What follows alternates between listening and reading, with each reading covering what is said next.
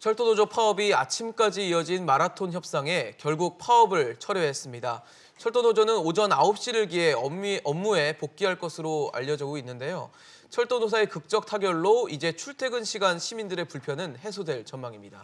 네, 철도 파업 철회를 시작으로 오늘 아침 이슈들을 모아서 저희가 자세히 짚어보도록 하겠습니다. 두 분의 전문가와 함께합니다. 법무법인 이경 최진영 변호사, 경희사이버대 최영일 겸임 교수입니다. 두 분 어서 오세요. 네, 안녕하세요.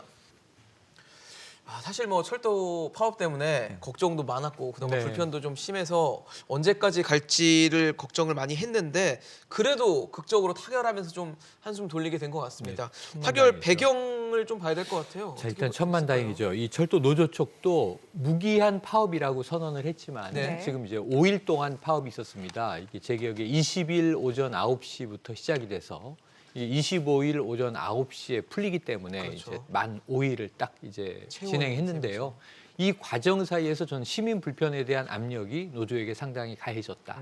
그 특별한 이유가 뭐냐면 지금 수능이 끝났지만 네. 입시생들이 논술 그렇죠. 또는 시험 보러 예, 다니더라고요. 수시 지금 이제 시험 보러 각 대학으로 다니는데 주말에도 정말 대학가 인근은 교통이 아주 체증이 심했어요. 예. 그런데 특히 이 철도 예매를 제대로 못해서 정말 시민 불만이 상당히 폭주했거든요. 그렇죠. 그러니까 이런 측면에서는 물론 이게 이 지하철, 도시철도를 포함해서 뭐 장거리, KTX, 새마을, 무궁화 모두 다 이제 시민 불편을 초래할 수밖에 없지만 이게 수능철 이 여러 가지 교통 체증 문제가 노조에겐 큰 부담이 됐을 것이다.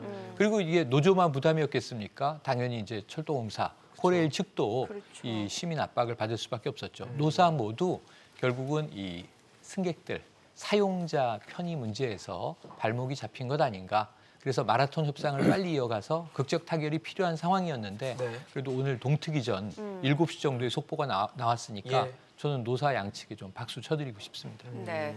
일단 철도노조가 이제 오전 9시를 기점으로 업무 복귀에 나선다고 하는데 그래도 출근길 대란은 어쩜 또 불가피할 수도 있다는 생각도 드네요. 그렇습니다. 말씀하신 것처럼 오늘 7시에 이제 타결이 됐고 예. 그래서 실질적으로 오늘 오후 같은 경우에는 예. 부산에서 또 집회도 하려고 했었었는데 그러니까요. 그것도 취소했고 그러면서 오늘 9시를 기준으로 해서 노조원들의 복귀를 이 중앙노조 지부에서 지시를 했다 이런 얘기가 나오는 것 같습니다. 다만 그렇다 한다 하더라도 이미 오늘 바로 출근했는 그렇죠. 그런 상태는 아니다 보니까 그러네요. 오늘 내지 내일까지 여파는 불가피하다 이렇게 얘기를 하는 것 같고요. 예. 다만 그럼에도 불구하고 오전보다는 오후로 갈수록 복귀 인원이 늘면서 저녁쯤 돼서는 많은 부분 정상화될 것이다라고 얘기를 하는데요. 사실 좀 굉장히 안타까웠던 게 저도 이제 요즘 부산 사건 때문에 거의 매주 지금 부산에 내려가고 있는데 항상 보면은 KTX나 SRT도 보면은 위에 조끼 같은 걸 입고 이제 계시죠. 의사 표시를 네. 했었고 네네.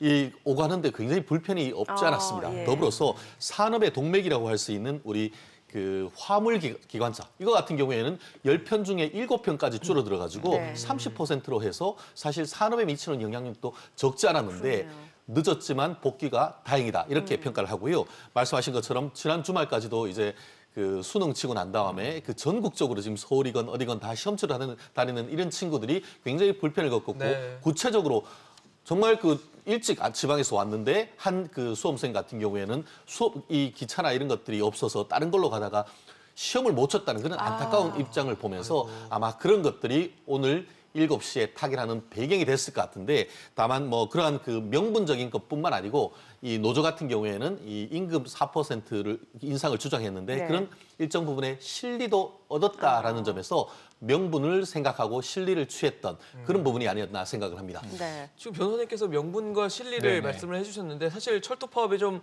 장기화되지 않을까 우려했던 부부분은 임금과 네. 또 인력 충원에 있어서 노사 간 좀 맞습니다. 입장차가 그렇죠. 컸기 때문인데 네네네. 어느 정도 간격을 좀 좁혔다고 봐야 되겠죠 아무래도. 지금 이제 협상 타결의 내용은 아직 보도되지 않고 있어요. 네. 조만간 나올 텐데 뭔가 이제 이 절충적인 합의를 이뤘으리라고 봐요. 그런데 이제 철도 노조의 파업 요구가 4가지인데 네. 아까 이제 최 변호사님이 실리라고 이야기한 것은 임금 인상률입니다. 그렇죠. 4% 인상 요구. 예. 여기 임금 문제가 아무래도 노조의 사실은 본 안건이기도 한데 이번엔 그 외에 사회적 요구가 덧붙여져 있어요. 근데 이게 중요한 명분이긴 해요. 뭐냐면 철도 문제에 대해서 안전 문제가 중요한데 그렇죠. 이 사고가 적지 않게 나거든요. 네. 그런데 이제 안전 문제가 나올 때는 이 비용이나 인력을 투입 안 한다고 질타하다가 또 이제 안전 문제로 파업을 하면 이제 시민 불편 요구가 또 나오다가 그러니까 노조 입장에서도 난감할 텐데 이번에 제일 중요한 요구는 안전 요구입니다. 4조 2교대로 이 인력 충원을 강화해달라. 그게 노조의 산출과 사측의 산출이 달랐어요. 네. 회사 쪽은 1,800명 정도 충원하면 된다. 이게 노측은 4,600명 정도를 충원해야 한다. 간극이 너무 커서. 많이 크죠. 자, 그럼 뭐 중간이라고 해도 뭐 한 2,500명 내외가 충원돼야 되는데 쉬운 문제는 아니고. 네. 그러면서 이제 노조의 이 얘기는 뭐냐면 결국은 이 생명 안전을 담보하는 게 철도 아니냐. 굉장히 이제 이 교통사고도 여러 유형이 있지만 철도 사고의 경우에는 사상자가 많이 날 수 있는 위험한 겁니다. 그러니까 안전 점검이 아주 중요한데 이들을 정규직화해서 관리해야 되는 것 아니냐 이런 요구가 있었던 거고요. 그러니까 정규직화, 인력 충원 이 두 가지가 크고 그리고 여기에 임금 인상 4%가 들어가 있는데 제일 배경이 되는 것은 철도 파업 기억해 보시면 지난 정부 때 박근혜 정부 초반에 철도 파업이 벌어집니다. 네, 왜냐하면 이때 바로 지금 SR이라고 불리는 수서철도를 분리해낸단 말이죠. 그래서 좀 묘한 상황이 돼요. 이 철도공사는 우리가 알고 있는 대로 공기업인데 네. 여기서 띄어낸 수서에서 가는 SRT는 민영기업이란 말이에요. 똑같은 서비스를 제공하는데 왜 하나는 공기업, 하나는 민영기업이냐. 이거 자체가 이제 뭔가 이 정부의 민영화 추진의 첫 단계 아니냐. 이 반대가 컸지만 이때도 이제 철도 파업이 있다가 결국은 이제 종식이 됐습니다. 거기에 재편이 아닌가. 이번 요구의 핵심적인 네 번째 요구가 이 KTX와 SR을 다시 합치는, 통합하라. 네. 이건 사실은 경영이 결정할 일을 왜 노조가 요구하지? 라는 이 의문이 제기될 법한데 이 요구가 사실은 핵심적으로 깔려 있다고 봐야 할 것 같습니다. 네. 자, 이번엔 호반건설 이슈 좀 짚어보도록 하겠습니다. 공정거래위원회가 호반건설에 대해서 본격적인 조사를 시작했습니다. 이제 국회 등에서 제기된 호반건설 관련 쟁점 어떤 것들이 있나요? 저도 깜짝 놀랐습니다. 예. 네. 뭐 호반건설 하면은 신흥건설의 강자 이렇게 얘기는 하고 있습니다. 그렇죠. 사실 올해 초 같은 경우에는 대우건설이 매물로 나왔는데 그것을 인수를 하려다가 결국 맞아요. 실패를 예. 했지만 네. 그 정도의 어떤 그 최근에 급성장을 했는데요. 오늘 그 언론 보도를 보니까 2008년부터 작년까지 10년 동안 이 LH공사에서 신규 택지 분양을 했는데 그중에 473곳 중에 44곳을 받고 거기다 플러스 한 그 3곳을 더해서 총 47곳. 한마디로 이 전체 10년 동안 LH공사가 분양 택지했는 데서 10% 정도를 여기에서 다 독식을 했다는 겁니다. 그런데 그 과정에서 문제가 있다는 것이 발견되는 것이 네. 본인들이 가진 회사를 이 분양을 받기 위해서 유령 회사, 페이퍼 컴퍼니를 만들어서 굉장히 여러 사람이 계속 할 때마다 그 여러 기업이 계속 그 응찰을 하는 거죠. 그러니까 응찰의 확률을 확 높인 거죠. 예. 그렇게 해서 이제 그 응찰을 받아놓고 그것을 이 관계사 내지 지금 얘기하고 있는 신창일 회장 부부의 3남매들한테 관련 회사에 헐값에 팔아가지고 전체적으로 해서 조 단위의 이익을 가족들에게 몰아주고 그 이후에 그와 같이 그 가족들이 재산을 불린 다음에 모 회사와 그와 같은 관련된 회사를 같이 합병한 다음에 그 대주주를 자녀들에게 물려줘서 실질적으로 승계까지 했다. 한마디로 국민 주거를 위해서 분양했는 땅을 이용을 해서 개인적으로 치부를 하고 더 나아가서 편법적으로 경영권까지 승계했다라는 점에서 이번 정부가 그와 같은 과정에서 불법이 없었냐를 공정거래위원회 차원에서 철저히 밝히겠다는 대표적인 사례로 들었던 것 같습니다. 네. 사실 제가 좀 놀랐던 부분은 그 호반건설이 낙찰받은 용지가 총 면적이 한 56만 평. 네. 그러니까 이게 서울 월드컵 경기장 260개에 해당하는 네네. 규모라고 하더라고요. 그 정도의 규모 크기도 예, 이게- 있지만 네. 사실은 이번에 이 활용되는 용지의 10%예요. 그러니까요. 그러니까 이게 확률적으로는 불가능한 수치를 찍었다라는 그러니까요. 거예요. 가능하지 예, 않다는 건설업회 생각이 드는데. 회원사가 8,000개사가 되는데 그렇죠. 이 중에 40여 개사를 페이퍼 컴퍼니로 만들어서 10%의 물량을 가지고 왔다. 이게 사실로 밝혀지면요.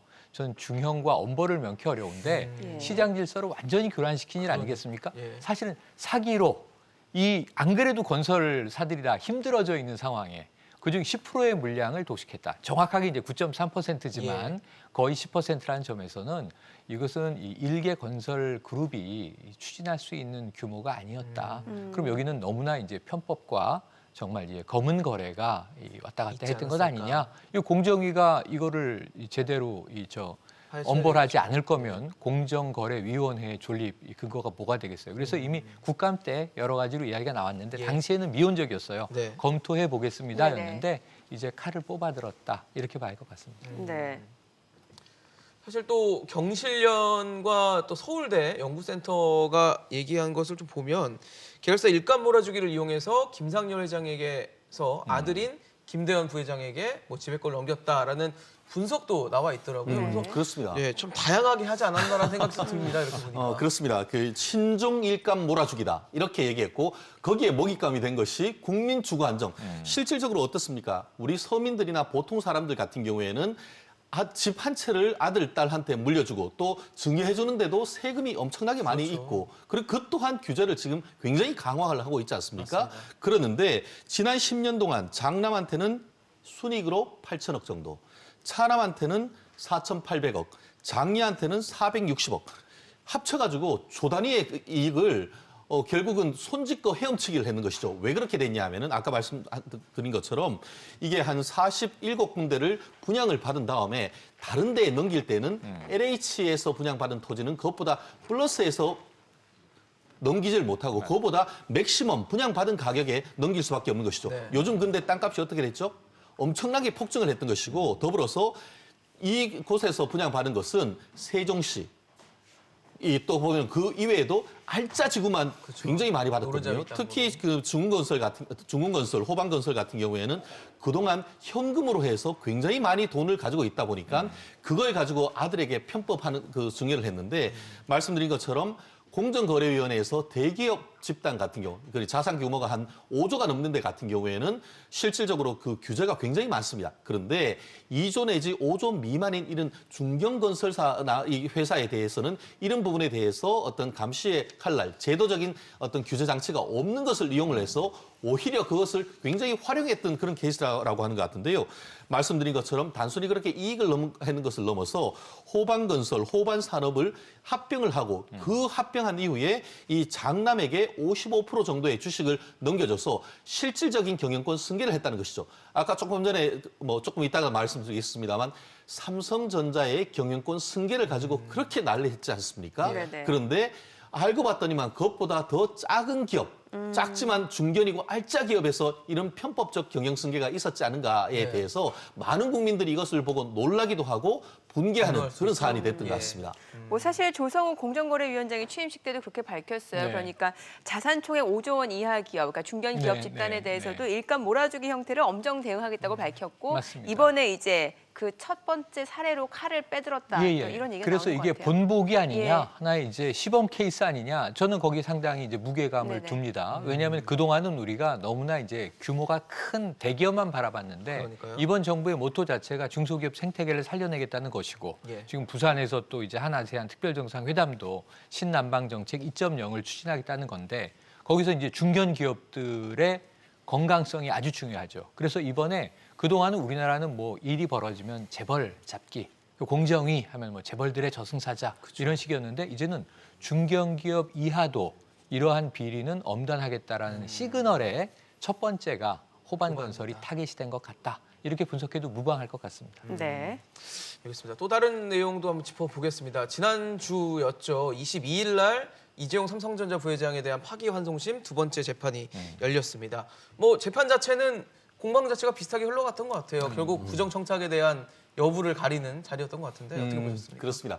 삼성전자 같은 경우에는 이 사건을 빨리 끝내려고 합니다. 그렇죠. 그래서 사실관계를 다투기보다는 양형부당 이 부분에 대해서만 집중을 하고 있는 것 같은데요. 말씀드린 것처럼 이미 대법원에서 그 파기환송했는 것에 대해서는 하급심에서 대법원 판결 취지에 따라 판결을 해야 됩니다. 네. 사실 이 재판 같은 경우에는 특검에서 어떻게 기소를 했죠?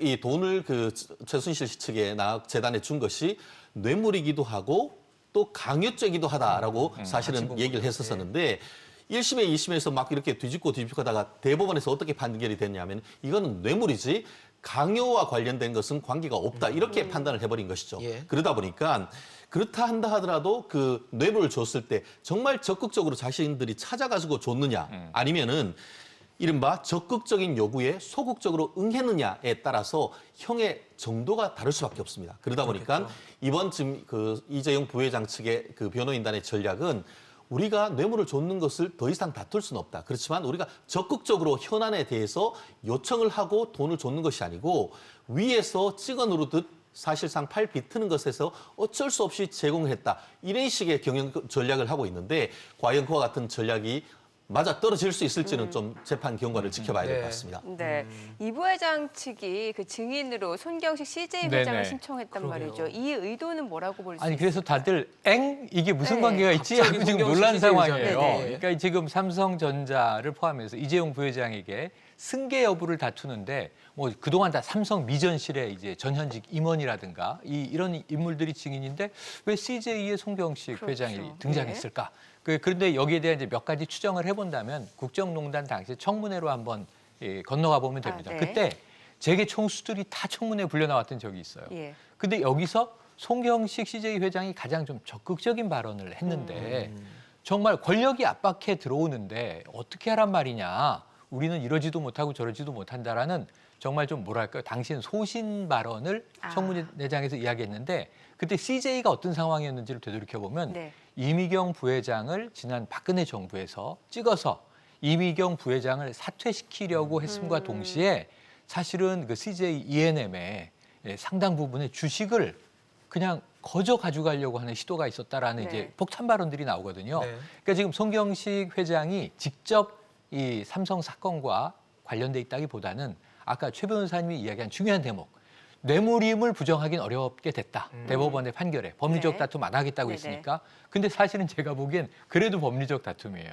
우리가 능동적으로 뇌물을 준 게 아니라 권력의 강압 떠밀려서. 때문에 수동적으로 마지못해 뇌물을 줄 수밖에 없었는데 송경식 회장의 당시 CJ 상황을 얘기 들어봐라. 부회장까지 퇴진시키고 경영진까지 정권이 좌우하면서 막대한 이제 지분까지 강탈하려고 했던 상황에서 우리 삼성인들 온전할 수 있었겠는가?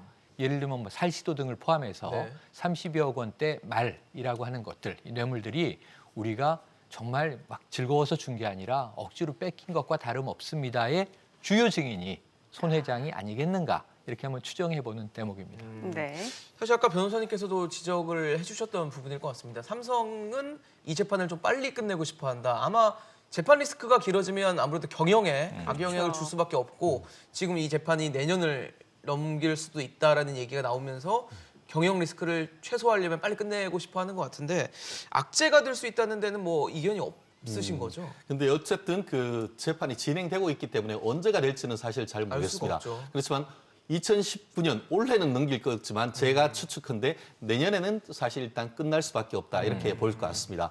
실질적으로 지금 재판을 다툴 때에 사실관계를 다투면 굉장히 오래 가지만 양형 부당만 다투는 것은 사실 자체에 대해서는 끝났다는 것이거든요. 그렇다고 하면은 결국 양형에 다투는 것은 이 변호인 측의 증인들에 대해서만 실질적으로 다투면 되는 것입니다. 그러다 보니까 양형에 대해서 일단 선고가 되면은 그거에 대해서는 다시금 대법원의 그 선고를 받기가 또 이른바 재상고하기는 쉽지 않습니다. 그래서 제가 봤을 때는 내년 상반기 정도면은 이 사건이 끝날 것 같은데요.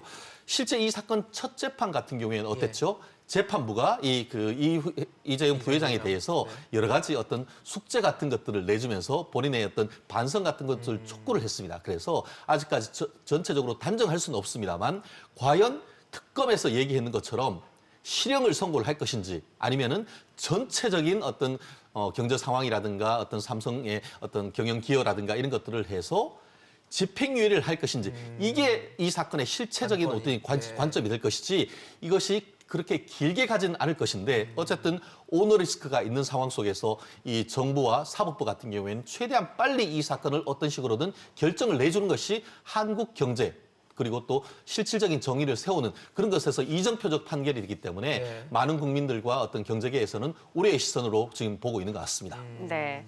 자, 이제 한 아세안 특별 정상회의 이슈입니다. 오늘 부산에서 이제 시작이 됩니다. 사실 문 대통령이 집권 2년 반 동안 아세안 10개국을 뭐 전부 방문하기도 했고 이번 행사에도 특별히 네. 공을 들이는 것 같은데 그렇게 느껴지는 특별한 이유가 있을 것 같아요. 네, 엄청난 공을 들였죠. 사실은 이제 안타까운 일 하나는 이제 캄보디아의 훈센 총리가 불참하게 됐어요. 네. 그 뭐 장모가 위독해서 그렇다라는 또 가정사의 이유가 있으니까 그렇지 않았다면 지금 10개 아세안 국가가 모두 다 완전체로 참여하는 행사가 될 뻔했는데 그렇죠. 그럼에도 불구하고 그 어느 때보다 성대합니다.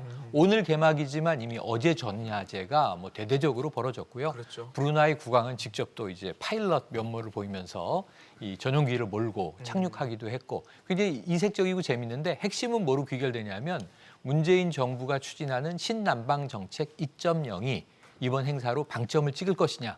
사실은 그동안 사드 갈등 이후에 중국과의 교역도 이제 문제가 생겼었고요. 그렇죠. 미국과는 지금 방위비, 분담금, 뭐 지소미아 문제 네. 여러 가지 이 안보 외교 현안이 있지만 무엇보다도 무역 측면에선 또 이제 압박이 거세단 말이죠. 일본이 더 많이 받고 있습니다. 그렇습니다. 다만 우리는 그것을 좀 해지하기 위해서 적지 않은 이 전략 자산들, 무기들을 구매해 주는 또 리스크를 끌어안고 있는 상황이었어요. 그러다 보니까 이제 문재인 정부 들어와서 우리가 교역을 다각화해야 한다. 그게 두 가지로 딱 나뉘죠. 신북방 정책, 신남방 정책인데 우리와 거리상 가까운 것은 이 아세안 국가들이고 이 국가들이 또 다행히 이머징 마켓들이에요. 베트남은 뭐 엄청난 성장률을 기록하면서 인도네시아, 말레이시아 등 이제 잠재력이 높은 나라들이죠. 그래서 이들 정상을 모두 다 이 부산에 모아서 결국은 우리 대통령이 이제 세일즈 외교가 대대적으로 펼쳐지고 있다 이렇게 보는데 뭐 성공리에 막을 내리는 것까지 우리가 확인을 해야 되겠습니다만 네. 시작 출발은 분위기가 좋다 이렇게 말씀드릴 수 있겠습니다. 네. 뭐 아무래도 신남방 정책의 주체가 될 수 있는 게 아마 기업이겠습니다. 그래서 오늘 문재인 대통령과 삼성, 현대차, SK그룹의 총수들이 만나는 자리가 있다고 하는데 역시 뭐 신남방 정책에 대한 추진을 논의를 하겠죠. 결국 문제는 경제 아니겠습니까? 그렇죠. 실제로 지금 그 문재인 정권이 들어서서 절반 반환점을 돌아서는 이 시점에서 경제가 굉장히 힘들다라고 하고 있지 않습니까? 특히 한일 간의 어떤 그 이번 그 지소미아 문제를 하면서 네. 이 일본이 어떤 중요한 핵심 소재 부품을 한국에 수출하지 않겠다는 취지로 얘기를 하면서 그 무렵에 어땠죠? 청와대에서 관련 기업들 총수들 막 모아서, 불렀었습니다. 예.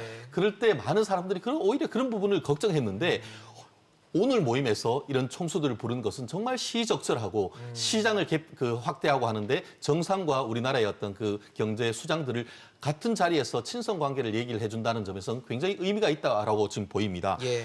그렇기 때문에 기존에는 이제 들러리가 됐다라고 한다고 하면은 이번에는 정치와 함께 경제의 핵심이 될 수 있는 이와 같은 뭐 박용만 상공회의소 의장이라든가 아까 말씀하신 이재용 부회장 또 최태원 SK 회장 이런 분들이 어떤 네트워크를 활용하는 계기가 됐고 더불어서 그것이 단순한 네트워크를 넘어서 실질적인 열매를 맺는 그런 장이 됐으면 하는 생각인데요. 그렇죠. 제가 알기로도 오늘 3박 4일 하면서 단순한 그런 미팅만 있는 것이 아니고 실무 관계자들이 많은 회의가 있기 때문에 향후에 아시다시피 그 미국, 중국 넘어서 제3의 새로운 시장을 확대하는 계기가 된다고 하면은 대한민국으로서도 정말 좋은 잔치 자리가 되지 않을까 저도 생각합니다. 네, 알겠습니다. 오늘 최영일 겸임교수, 최진영 변호사 두 분과 함께 이야기 나눠봤습니다. 잘 들었습니다. 고맙습니다. 고맙습니다.